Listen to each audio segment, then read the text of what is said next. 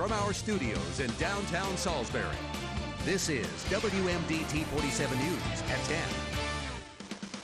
It's a crime that affects millions around the world. In this week's On the Lookout, we continue our investigation into sexual assaults here on Delmarva.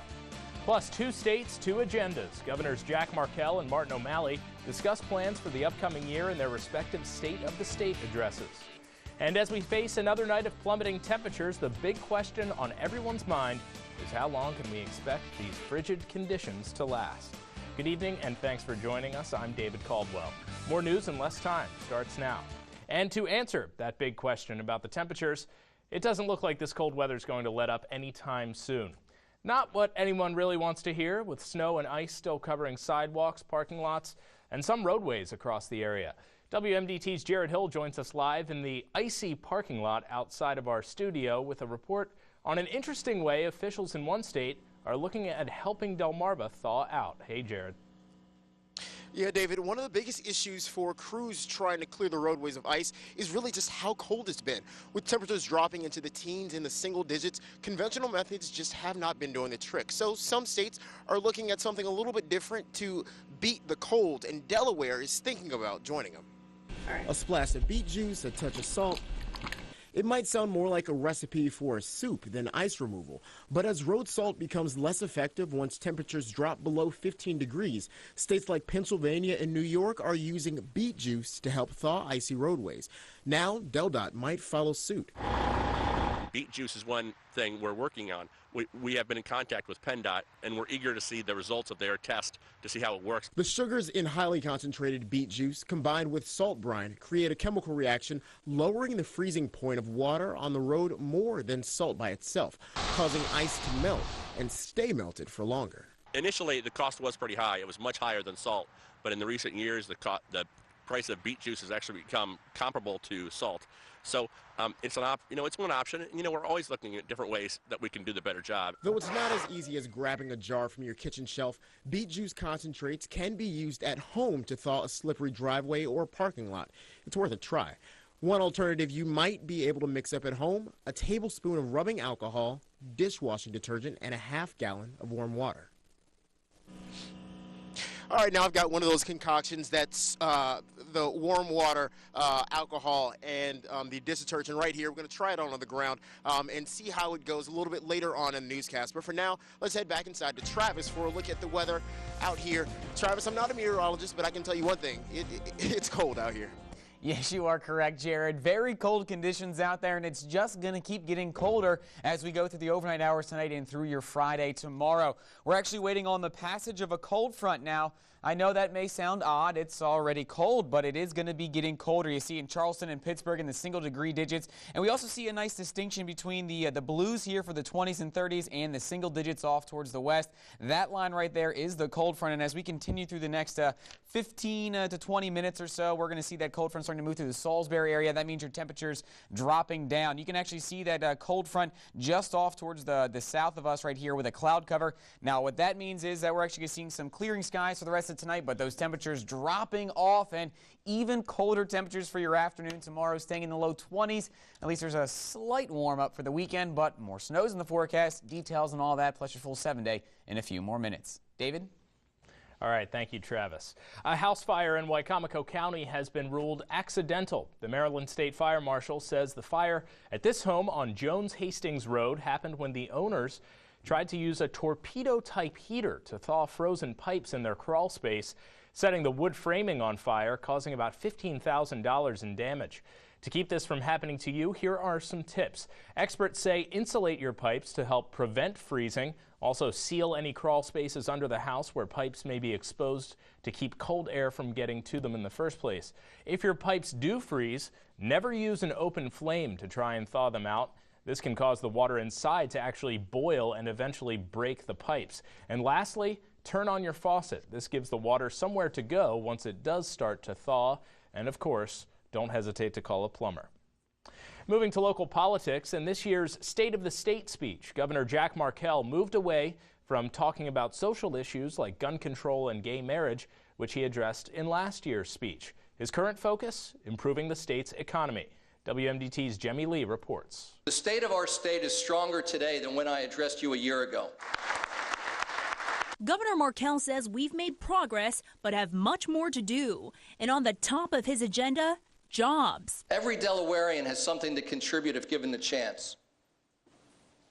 And we need to make sure they have that chance. That chance begins with educating our young ones. So he's proposing a number of initiatives, like a scholarship program to help low-income high school students take college courses during their senior year. And as we send more of our students into higher education, we need to make sure that they have a roadmap from the classroom to employment. And to support job creation, the governor proposed a $2 million grant program to support research and innovation. He then focused on efforts to improve infrastructure and is looking to invest $1.1 billion over 5 years to improve transportation.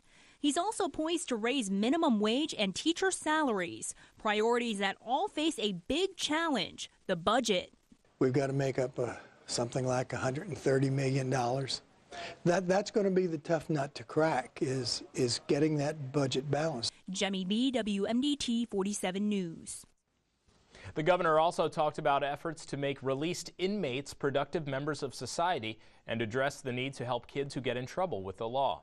He proposed investing $7 million to revitalize Delaware's downtown areas and also plans to unveil a clean water initiative next month.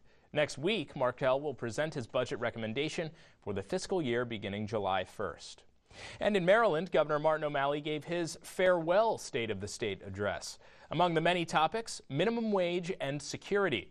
According to the governor, violent crime is now at a 30-year low, with fewer people incarcerated in Maryland's prisons today than at any time since 1994.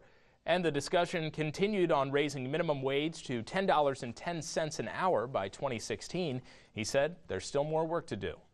I see a rapidly growing middle class whose standard of living is rising. I can see a year that is coming when not a single child in Maryland will die a violent death. O'Malley also touched on his previous 7 years in office, touting last year's sweeping gun control measure and the state's repeal of the death penalty. In Virginia, the Commonwealth's Attorney General wants to end the state's ban on same-sex marriage. Mark Herring's decision reverses the previous AG's opposition, calling the ban unconstitutional. He says it's time for Virginia to be on the right side of history and the right side of the law. As a legislator in 2006, I voted against the right of same-sex couples to marry.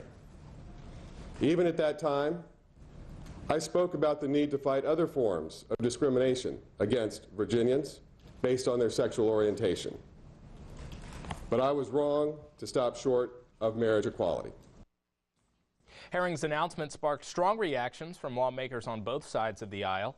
However, newly elected Governor Terry McAuliffe says he supports Herring's actions. And for more on this decision, plus any of today's local headlines, head to our website, WMDT.com.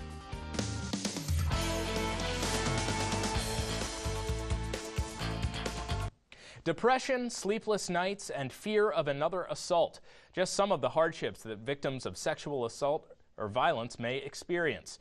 If a victim of rape or assault reports the crime, there are several outlets they can go to for help, whether it be to treat physical or mental trauma. If victims do go to hospitals, nurses tell us a number of questions are asked in a 4-hour span, addressing whether the victim needs medication, along with safety concerns, and if the police should be called. The issue then is what happens after the victims leave. They might not sleep the next night. They, you know, all of a sudden they wake up and they're like, you know what, I don't know who I can talk to. A lot of victims do struggle with guilt and they blame themselves, and sometimes society and culture will victim blame. Next week, we take a look at the investigation process for solving these types of crimes. Now to the stories making headlines across our nation this evening.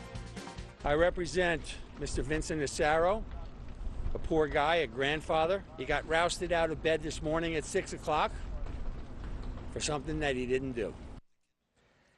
An elderly reputed mobster has pleaded not guilty to participating in a $6 million airport heist, a heist that was actually dramatized in the Martin Scorsese movie Goodfellas.